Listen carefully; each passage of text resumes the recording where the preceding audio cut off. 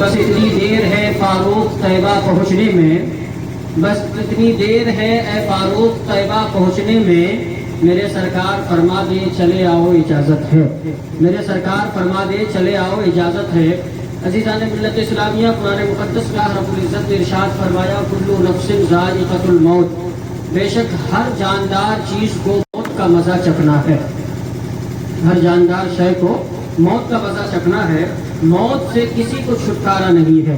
روز اٹھتا ہوا جنازہ، روز ڈوبتا ہوا سورج، صبح سے لے کے شام تک زندگی کے تمام تر چیزیں ہمیں اس بات کے لیے یاد دلاتی ہے کہ انسان تم ہمیشہ کے لیے دنیا میں نہیں بھیجے گئے ہو۔ آج ہم اپنی زبان میں کہتے کہ انسان زندگی میں رہ کر کے اتنا فکر مند ہو جاتا ہے، بلکہ اپنی زبان میں کہے کہ اتنا ہائے کرتا ہے، ہائے کہ کبھی اس چیز کی فکر میں لگ گیا، کبھی اس چیز کی فکر میں لگ گیا، کبھی یہ کرنا ہے، کبھی وہ کرنا ہے۔ گویا اسے نماز، روزہ، حج، زکوٰۃ اور اللہ سے کوئی مطلب نہیں ہوتا۔ آج یہ کام ہو گیا، کل اس کام میں لگ جانا ہے، پرسوں اس کام میں لگ جانا ہے۔ گویا محنت کرنے سے منع نہیں ہے، محنت کرنے سے منع نہیں ہے، لیکن اپنے آپ کو دنیا میں اتنا مگن نہ کر دے کہ آپ کو خدا یاد ہی نہ رہے، آپ کو خدا یاد ہی نہ رہے۔ تو لہٰذا آج زندگی چل رہی ہے، سب کچھ ہمارے درمیان موجود ہے، آج آنکھ بند ہو گئی، ساری چیزیں یہیں کی یہیں دھری رہ جاتی ہے، سب چیزیں یہیں کی یہیں دھری رہ جاتی ہے، اور زندگی کا کچھ بھروسہ نہیں ہے۔ انسان چلتے پھرتے سوتے جاگتے کب کہاں کیسے بلا لیا جائے گا کوئی نہیں جانتا، کوئی نہیں جانتا۔ اس لیے اپنے آپ کو ہمیشہ اس چیز کے لیے تیار رکھیں کہ اللہ رب العزت کی بارگاہ سے جب بلاوا آ جائے، ہمیں اور آپ کو اس دنیا کو چھوڑ کے چلے جانا ہے، دنیا کو چھوڑ کے چلے جانا ہے۔ دنیا میں بڑے سے بڑے طاقتور آئے، بڑے سے بڑے دولت مند آئے، بڑے سے بڑے بادشاہ آئے، بڑے سے بڑا کافر دنیا میں آیا، لیکن وہ سب اس دنیا کو چھوڑ کر کے جا چکا ہے، وہ سب اس دنیا کو چھوڑ کر کے جا چکا ہے۔ تو لہٰذا دنیا کی کوئی طاقت ہمیں جانے سے نہیں روک سکتی، دنیا کی کوئی طاقت ہمیں جانے سے نہیں روک سکتی ہے۔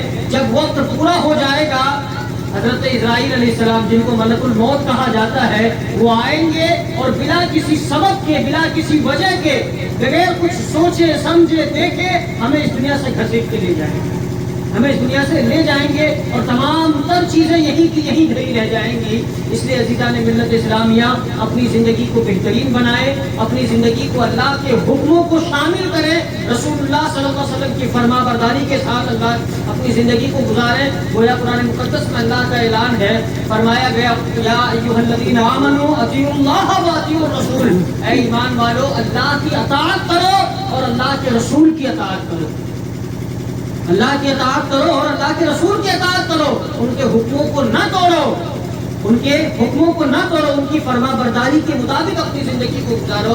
تو لہٰذا اپنی زندگی میں دیکھیں، جب تک ہمارے پاس وقت ہے، ہم اس دنیا میں موجود ہیں، ہماری ذمہ داری یہ ہے کہ ہم اپنی زندگی کو اس طرح گزاریں کہ کہیں کسی کو ہم سے کوئی تکلیف نہ پہنچے، کوئی اذیت نہ پہنچے، ہم سے کسی کا دل نہ ٹوٹے۔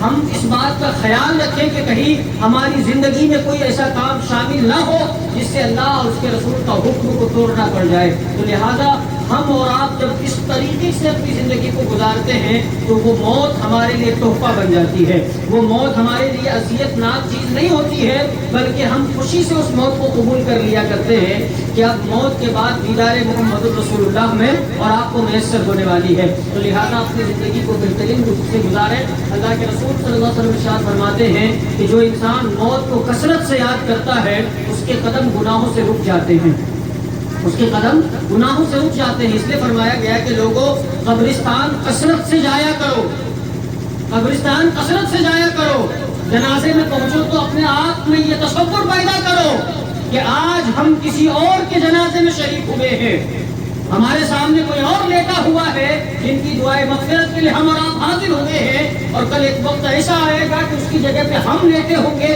اور ہماری جگہ پہ نماز جنازہ ادا کرنے کے لیے کوئی اور حاضر ہوگا، کوئی اور حاضر ہوگا، اور زندگی کا کچھ بھروسہ نہیں ہے۔ ایک لقمہ آدمی کھانا کھائے اسے یہ تک یقین نہیں ہے کہ دوسرے لقمہ تک وہ پہنچ بھی سکتا ہے یا نہیں۔ کوئی انسان یہ نہیں کہہ سکتا ہے کہ آج میں سو رہا ہوں لیکن کل میں گارنٹی کے ساتھ زندہ ہی اٹھوں گا، اس بات کی کوئی گارنٹی نہیں ہے۔ اس بات کی کوئی گارنٹی نہیں ہے، ایک لمحے کا بھی ہمیں علم نہیں ہے کہ یہاں سے اٹھ کے ہم نیچے بھی جانے کی صلاحیت ہمارے اندر ہے یا نہیں ہے. ہم اتنے محتاج ہیں اللہ رب العزت کے. تو گویا امید کی دنیا قائم رہتی ہے. ہم اس آس کے ساتھ اٹھتے ہیں، ہم اس امید کے ساتھ سوتے ہیں. تو لہٰذا تمام تر چیزیں جو ہے امید کی بنیاد پر ہے. اس لیے اللہ رب العزت سے بہترین امید رکھیں. اللہ کے رسول کی احادیث مبارکہ ہے کہ اللہ تعالیٰ انسان کے ساتھ ان کے وہم و گمان کے مطابق ہوتا ہے. وہم و گمان کے مطابق ہوتا ہے. مثال کے طور پہ سمجھ لیں کہ آپ کا یقین اللہ کی ذات پر مضبوط ہو اور آپ کا خیال یہ ہو کہ میرا رب میرے ساتھ کچھ برا نہیں ہونے دے گا، تو یقین مانے کہ آپ کے ساتھ کچھ برا نہیں ہوگا. اور جہاں یقین جگمگائے اور خیال آئے کہ یہ نہ ہو جائے وہ نہ ہو جائے، تو ممکن ہے کہ وہ چیزیں آپ کے ساتھ ہو جائیں. ممکن ہے کہ وہ چیزیں ہو جائیں. مثال کے طور پہ کوئی شخص بائک میں بیٹھ کے روانہ ہو گیا، ذہن میں خیال آیا کہ کہیں ایسا نہ ہو کہ ایکسیڈنٹ ہو جائے، کہیں ایسا نہ ہو کہ یہ ہو جائے، تو ممکن ہے کہ ہو جائے، لیکن اطمینان ہو، دعا پڑھ کے گاڑی میں بیٹھے ہیں، اللہ کی ذات پر یقین ہے کہ مالک کچھ نہیں ہونے دے گا اور اللہ نے چاہا تو آپ کو کچھ نہیں ہوگا. تو لہٰذا اللہ کی ذات پر یقین کو مضبوط کریں، اللہ کی ذات پر ایمان کو مضبوط کریں اور اپنی زندگی کو بہترین طریقے سے گزاریں. اپنی زندگی کے اندر نمازوں کو شامل کریں، عبادت و ریاضت کو شامل کریں، سچائی کو شامل کریں، اپنے آپ کو نماز سے قریب کریں. 5 وقت ہمیں مسجدوں سے آواز آتی ہے نماز کے لیے، اور ہم دنیا کے لہو لعاب میں مشغول ہوتے ہیں اور کوئی نہ کوئی بہانہ بنا کر کے اپنے آپ کو نمازوں سے دور کر دیتے ہیں. عزیزان ملت اسلامیہ، اللہ کے رسول کی حدیث مبارکہ ہے، فرمائے ایک وقت بلا عذر شرعی نماز چھوڑنے والے شخص کو 70,000 برس جہنم کی آگ میں جلایا جائے. ایک وقت کی نماز چھوڑنے کی سزا یہ ہے، اور ہم ہفتوں مہینوں نماز سے دور ہوتے ہیں. تو آپ تصور کریں کہ ہمارا انجام کیا ہوگا. اس لیے اپنی زندگی کو بہترین بنائیں، قرآن مقدس کی تلاوت کریں، نماز ادا کریں، سچ بولنے کی صلاحیت اپنے اندر پیدا کریں. اللہ رب العزت کی بارگاہ میں دعا ہے کہ اللہ تعالی ہم سب کو پہلے سننے سے عمل کرنے کی توفیق عطا فرمائے.